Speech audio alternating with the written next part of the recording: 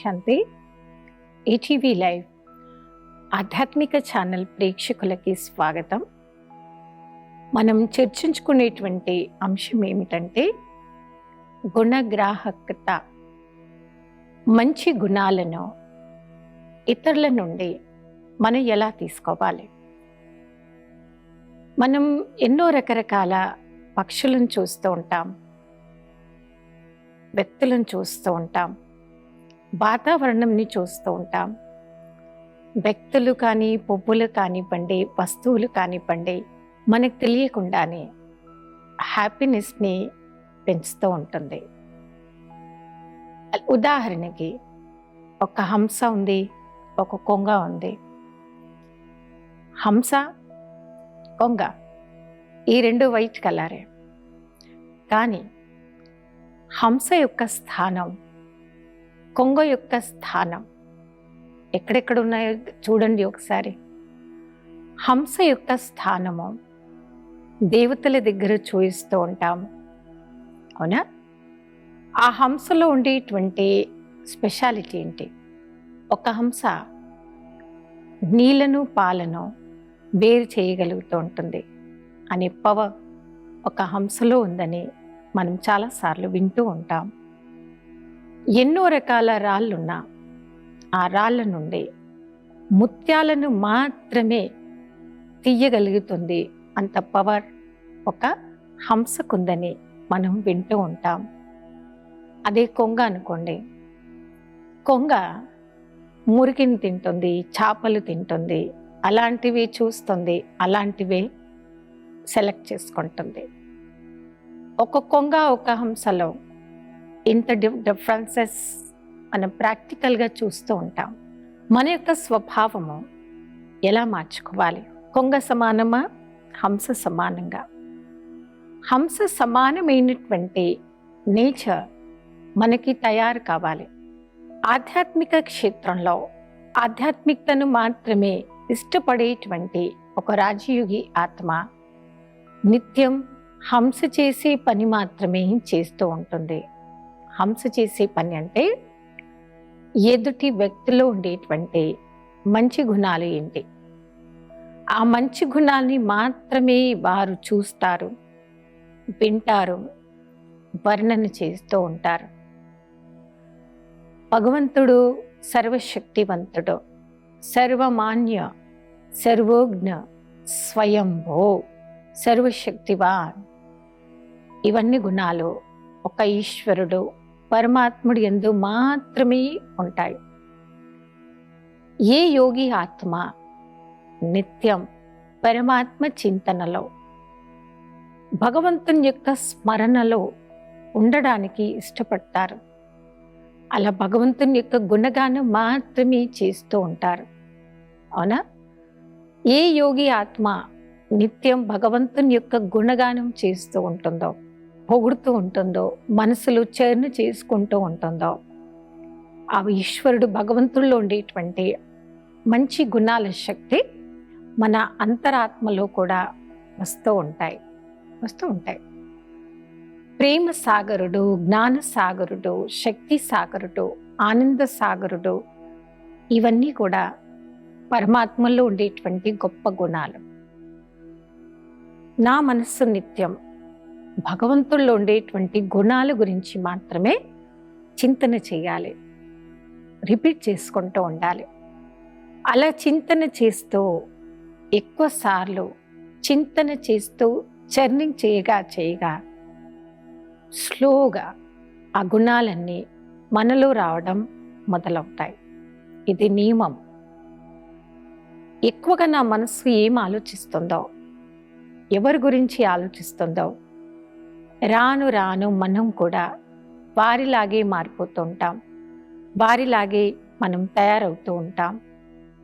గుణసాగరుడు, శక్తి సాగరుడైన పరమాత్మ గురించి ఎంత ఎక్కువ నా మనసు చింతన చేస్తోందో, భగవంతుల్లో ఉండేటువంటి దయాహృదయము, శక్తి హృదయం అనేటువంటి గొప్ప గుణాలు నాలోకి స్లోగా అవి వచ్చేస్తూ ఉంటాయి. దయాహృదయం యొక్క భావన దయా సాగరుడైనటువంటి పరమాత్మ యొక్క చింతన చేయటంతో నా మనసులో దయాభావం అనేది పెరుగుతూ ఉంటుంది. ఎప్పుడైతే నా మనసులో దయాభావం అనేటువంటి గొప్ప శక్తి పెరిగినప్పుడు పొరపాటున కూడా నా మనసు ఏ ఆత్మ గురించి కూడా కీడు కోరుకోదు, కీడు కావాలి అని తలుచుకోదు, కీడు జరగాలనేటువంటి తప్పుడు కర్మలు కూడా చెయ్యదు.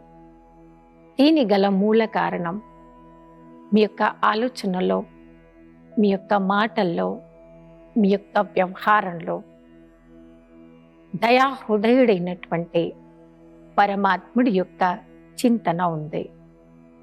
వారి యొక్క చింతన మీ యొక్క కాన్షియస్ మైండ్లో నిండిపోయిందనుకోండి, ఆటోమేటిక్గా ఆ పరమాత్మలో ఉండేటువంటి శక్తులు, గుణాలు మనలోకి వచ్చేస్తూ ఉంటాయి. కాబట్టి మంచి గుణవంతులు, శక్తివంతులు ప్రతి ఒక్క ఆత్మ యొక్క ప్రేమను పొందడానికి పాత్రులుగా మారుతూ ఉంటారు.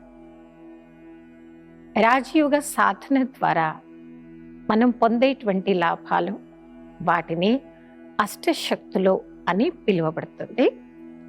అలాంటి అష్టశక్తులను మనం తయారు చేసుకోవాలి, పొందాలి. అలాంటి అష్టశక్తుల్ని తయారు చేసుకోవాలి, పొందాలి అంటే పరమాత్ముడి యొక్క గుణాలను నా మనసు ఎక్కువసార్లు చింతన చెయ్యాలి, స్మరణ చేస్తూ ఉండాలి. చింతన చేస్తూ, స్మరణ చేస్తూ మనం కూడా అలాంటి గుణవంతులుగా తయారు కాగలుగుతాము.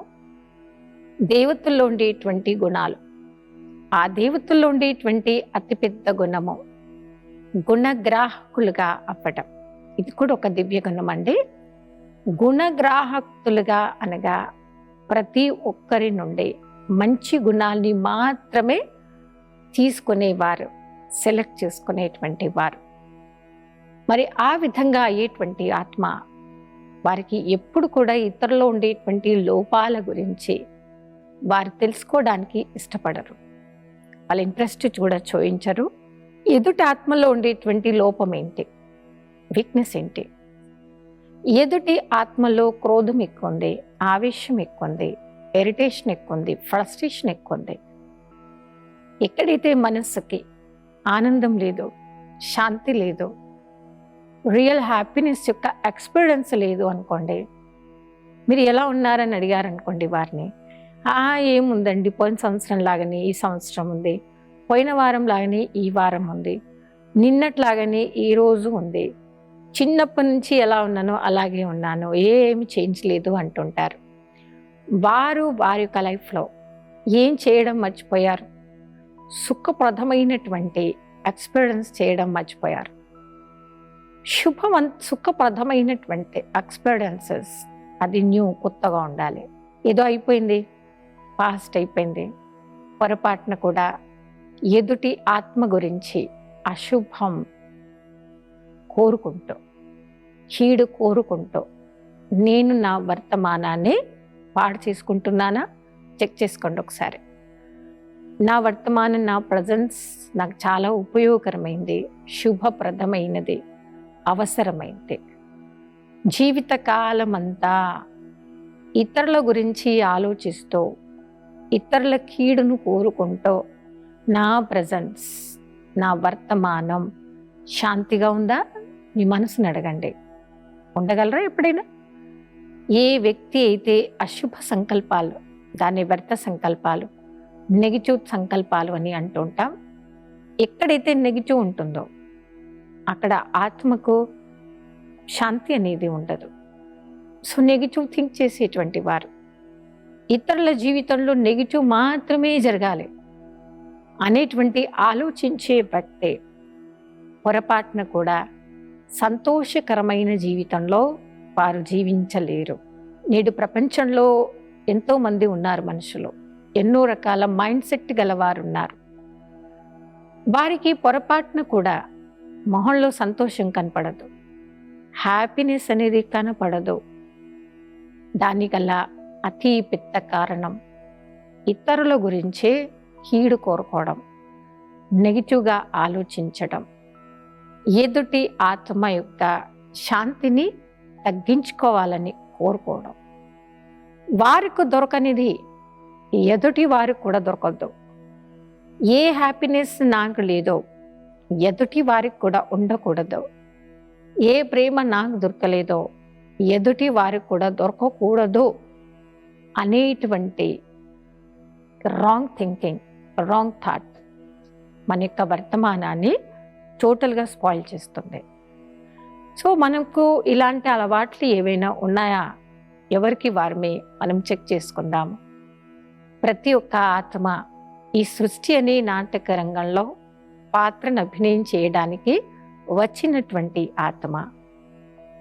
ఎదుటి ఆత్మ నుండి నాకు కావలసింది, నాకు పనికొచ్చేది ఏంటి?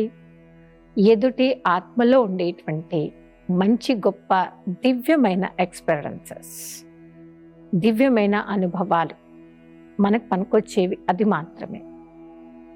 ఎదుటి వారిలో మంచి మంచి గొప్ప అనుభవాలు ఉన్నాయి, వాళ్ళలో స్పిరిచువాలిటీ పవర్ ఉంది, నాకు అది మాత్రమే పనికొస్తుంది కదా. నేను ఇప్పటి నుండి గుణగ్రాహకులుగా అవ్వాలి కాబట్టి ఈరోజు ఫలానా వ్యక్తితో నేను మీట్ అయ్యాను, వారి దగ్గర ఏ సంపద ఉంది, మంచి గొప్ప గొప్ప అనుభవాలని శక్తి.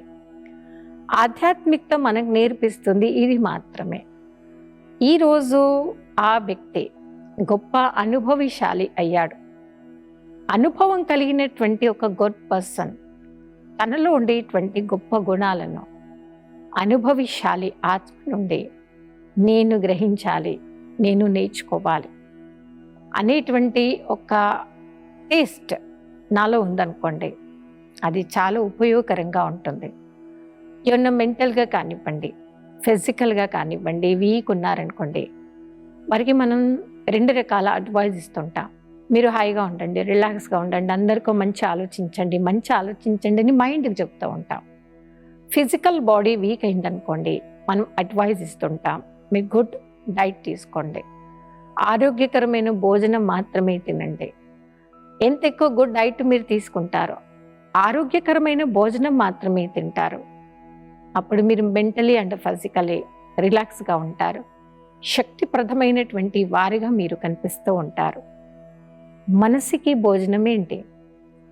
మన మనసుకి భోజనం మంచి గొప్ప ఆలోచనలు, పాజిటివ్ సంకల్పాలు. ఎంత ఎక్కువ పాజిటివ్ సంకల్పాలు చేస్తామో, గొప్ప వారి యొక్క అనుభవాలు వింటూ ఉంటాము, అంత శక్తిశాలిగా శుభమైన వ్యక్తిగా మనం ఆటోమేటిక్గా తయారవుతూ ఉంటాం. ఇతరులో ఉండేటువంటి గుణాలను మాత్రమే మనం చూడడానికి ప్రయత్నం చేద్దాము. ఏ వ్యక్తి కూడా అశాంతిగా ఉండాలి లేదా ఇతరులను అశాంతి చేయాలి అని కోరుకోడు. వారి ఈరోజు వీక్ మైండ్గా ఉండడానికి కారణమేంటి? ఆ వ్యక్తి వీక్ మైండ్ కావడానికి సహవాస దోషము ఒకటేనా కారణం? చెడు సహవాస దోషం వలన కూడా కొందరు వ్యక్తులు వీక్ అయిపోతూ ఉంటారు, వీక్ మైండ్. అలాంటి వీక్ మైండ్ కలిగిన మనిషి ఏ ఒక్కరి గురించి కూడా శుభం కోరుకోలేకపోతుంటారు, శుభం ఆలోచించలేకపోతూ ఉంటారు. అశుభం మాత్రమే ఆలోచిస్తావు, అశుభం మాత్రమే కోరుకుంటావు. మనం ఇతరులు ఉండేటువంటి చెడు గుణాలని చూస్తున్నాం కదా, అలా చెడు గుణాలను చూసేటువంటి ఆ తప్పుడు టేస్టే మన యొక్క మైండ్ని వీక్ చేస్తూ ఉంటుందన్నమాట. కొందరికి ఒకటే రకమైన టేస్ట్ అలవాటు అయిందనుకోండి భోజనంలో, వారికి అది మాత్రమే నచ్చుతుంది. వేరేది కొత్త టేస్ట్ నచ్చుతుందా, తొందరగా దాన్ని ఇష్టపడలేకపోతుంటారు. వారికి చాలా కష్టంగా ఉంటుంది, ఆ యొక్క టేస్ట్కి అడిక్ట్ అయిపోయారు. కాబట్టి నా మనసుకి ఏ టేస్ట్ కావాలి? శుభమా, అశుభమా, నెగిటివ్ ఆర్ పాజిటివ్? నాకు శుభం మాత్రమే ఆలోచించిన అలవాటైపోతే అశుభం ఆలోచించడం, ఆ టేస్ట్ మనకి పొరపాటున కూడా నచ్చదు. గుణగ్రాహకులుగా మనం అవ్వాలి. మనం మొదలు పెట్టాల్సింది ముందుగా మన యొక్క సంకల్పాల నుండి. పాజిటివ్ సంకల్పాలు చేయండి. మనం ఎప్పుడు మన మనసుకి మంచి గుడ్ ట్రైనింగ్ ఇవ్వాలి. ఎందుకు నాకు అవసరమా? చాలా సింపుల్ క్వశ్చన్. తప్పు ఆలోచిస్తున్నాను, తప్పుడు కోరుకుంటున్నాను. మీ మనసుకి ఎప్పుడైనా ట్రైనింగ్ ఇచ్చారా? ఒక చిన్న క్వశ్చన్ అడగండి అంతే. నాకు అవసరమా? అంతే. నాకు అవసరమా అన్నప్పుడు మీకు జవాబు చెప్తుంది మీ మనసు అవసరమే లేదు. మరి నేనేం ఆలోచిస్తున్నా, ఏం కోరుకుంటున్నా? నా ఆలోచనలో, నా కోరికల్లో అశుభం మాత్రమే ఉంటే నా యొక్క లైఫ్ హ్యాపీగా ఉందా, అన్హ్యాపీగా ఉందా? ఏ వ్యక్తి అశుభం ఆలోచిస్తూ అశుభం కోరుకుంటారో వారు పొరపాటున కూడా సంతోషంగా ఉండలేడు, సుఖప్రదంగా జీవించలేరు. చిన్న క్వశ్చన్, నాకు అవసరమా? అప్పుడు మీ మనసు టక్కుమని జవాబు చెప్తోంది, మీకు అనవసరమైనటువంటి టాపిక్, అనవసరమైనటువంటి విషయం, మ్యాటరే కాదు మీది, వదిలేండి, లివిట్. ఎక్కడైతే అనవసరమైనటువంటి ఆలోచనలు నాకు పెరిగాయో, నేను ఇతరుల్లో ఉండేటువంటి మంచి గుణాలని నేను చూడలేకపోతూ ఉంటాను. మరి ఎంత ఎక్కువగా ఎదుటి వారి గుణాలను చూస్తానో, ఎదుటి వారి మంచి గుణాల గురించి ఆలోచిస్తూ ఉంటాను, అప్పుడు సహజమైన రీతిలో, సహజమైన పద్ధతిలో మన యొక్క మనస్సు ఏమైపోతుంది? గుణగ్రాహకులుగా, మంచి గుణాలు తీసుకోగలిగేటువంటి ఒక యోగి ఆత్మగా మనను తయారు చేస్తుంది, మనను అలా మార్చేస్తూ ఉంటుంది. కాబట్టి మన సెలెక్షన్ ఎలా ఉందో మనం చూసుకుందాం. కాబట్టి ప్రతి ఒక్క ఆత్మ వారి పాత్రను వారు పోషిస్తూ ఉన్నారు. ఎవరి పాత్రకి వారి బాధ్యలో.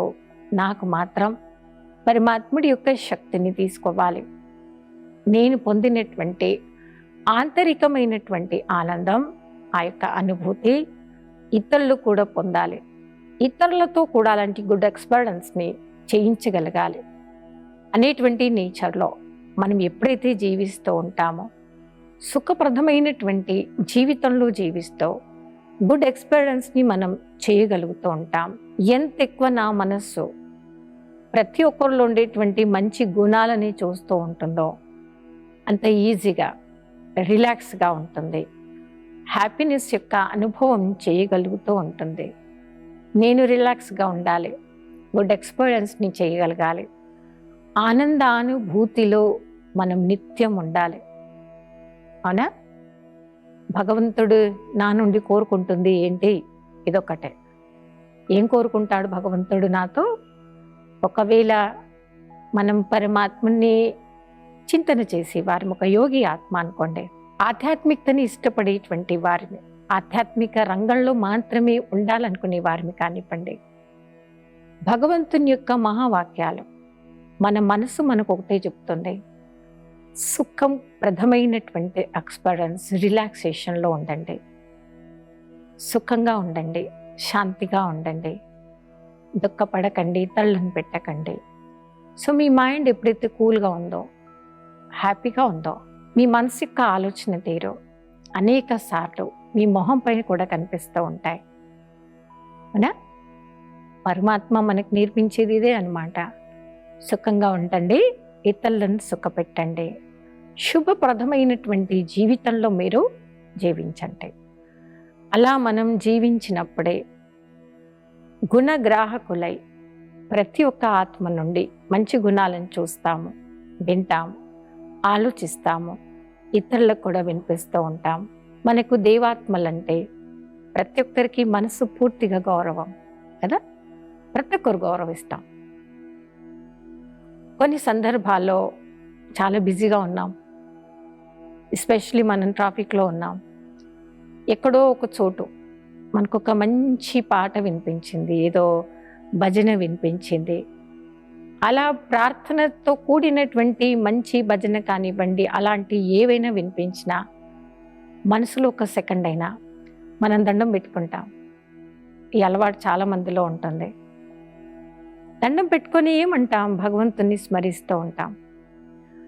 అంతా ఆ దేవతల యొక్క గుణగానం మనం చేస్తూ ఉన్నాము అంటే రియల్ లైఫ్లో ఉన్నప్పుడు ఆ దేవతలు ఎంతో గుణవంతులుగా, శక్తిప్రదమైన వారిగా వారు ఉండేవారు.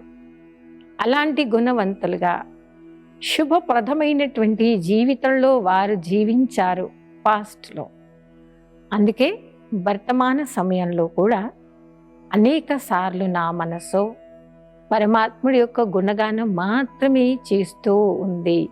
కాబట్టి మన గుణగ్రాహకత అనేటువంటి గుణం నుండి ఈ యొక్క దివ్య గుణం ద్వారా మనం ఎన్నో ప్రజెంట్లో నేర్చుకోవచ్చు. మనం నేర్చుకొని ఏం చేయాలి? ఇతరులకు కూడా నేర్పించాలి. మీకు ఎవరిలోనున్న చెడు గుణాలు కనిపించాయనుకోండి, వాటిపైన మీరు అటెన్షన్ ఇవ్వకండి. మంచి గుణం ఏదో ఒకటి ఉంటుంది కదా. అన్నిటికన్నా మంచి గుణం మీకేం గుర్తు రాకున్నా ఒకటన్నా గుర్తు తెచ్చుకోండి. ఆ ఎదుటి వ్యక్తికి ఆధ్యాత్మికత చాలా ఇష్టం. వాళ్ళు చాలా స్పిరిచువల్ పర్సన్స్. ఈ ఆధ్యాత్మిక క్షేత్రాన్ని వారు ఇష్టపడుతున్నారు. మరి దీనికి మించిన మంచి గుణం మరొకటి ఉండదు కదా. అలా ఆధ్యాత్మికంగా ఉన్నారు ఆ వ్యక్తి అంటే ఆ ఆత్మ చాలా గొప్ప గుణాలు ఉన్నటువంటి వ్యక్తి, చాలా క్వాలిటీస్ కలిగినటువంటి వ్యక్తి అని అర్థం. వారి సెలక్షన్ ఆల్వేస్ గుడ్. కాబట్టి అలాంటి మంచి సెలక్షన్ని సెలెక్ట్ చేసుకున్నటువంటి వారు కాబట్టి సాధారణమైనటువంటి వారు మాత్రం కాదు. సో నేను ఎదుటి వ్యక్తి నుండి ఏం నేర్చుకోవాలి? ఆ ఎదుటి వ్యక్తి పొరపాటున కూడా వారి ఎదుటి వారి గురించి అంటే ఇతరుల గురించి చెడు కోరుకోరు, చెడు వినరు, చెడు ప్రచారం చెయ్యరు. ఇంత గొప్ప గుణం వారిలో ఉంది. కాబట్టి మనం కూడా అవుదామా? ఎవ్వరి గురించి కూడా లోపాలను చూడకుండా, చెడు చూడకుండా, చెడు ఆలోచించకుండా మంచి మాత్రమే మనం చూస్తూ, మంచి మాత్రమే సెలెక్ట్ చేస్తూ, గుణగానం మనం చేయగా మన యొక్క స్వరూపం, మన యొక్క లైఫ్ స్టైల్, మన యొక్క మైండ్ యొక్క స్ట్రక్చర్ అనేది పాజిటివ్గా కనిపిస్తూ ఉంటుంది. నా మైండ్ ఎలా ఉంది? నెగిటివ్, పాజిటివ్ అనేది మన యొక్క ఫేస్లో కూడా చాలాసార్లు కనిపిస్తూ ఉంటుంది. మీ ఫేస్లో ఉండేటువంటి హ్యాపీనెస్ ప్రతి ఒక్కరికి ఇచ్చేటువంటి గుడ్ మెసేజ్. ఎదుటి వ్యక్తి ఎప్పుడు కూడా హ్యాపీగా ఉంటాడు, ఆనందప్రదంగా మాత్రమే ఉంటారు, రిలాక్స్గా ఉంటారు. దానికి గల కారణం ఆ వ్యక్తిలో ఉండేటువంటి అతి గొప్ప గుణము గుణగ్రాహకత అనేటువంటి గొప్ప గుణము. ప్రతి ఒక్కరిలో ఉండే మంచి గుణాన్ని మాత్రమే వారు చూస్తున్నారు.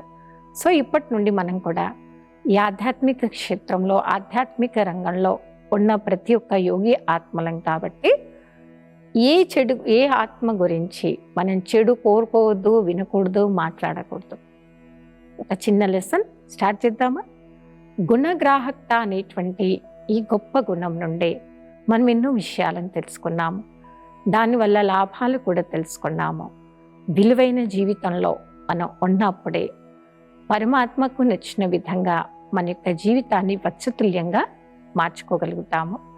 గుణగ్రాహకత అనేటువంటి దైవీ గుణం గురించి గొప్ప విషయాలను మనం చర్చించుకున్నాం. మరొక గొప్ప గుణం గురించి రాబోయే ఎపిసోడ్లో చర్చించుకుందాం. అప్పటి వరకు ఓం శాంతి.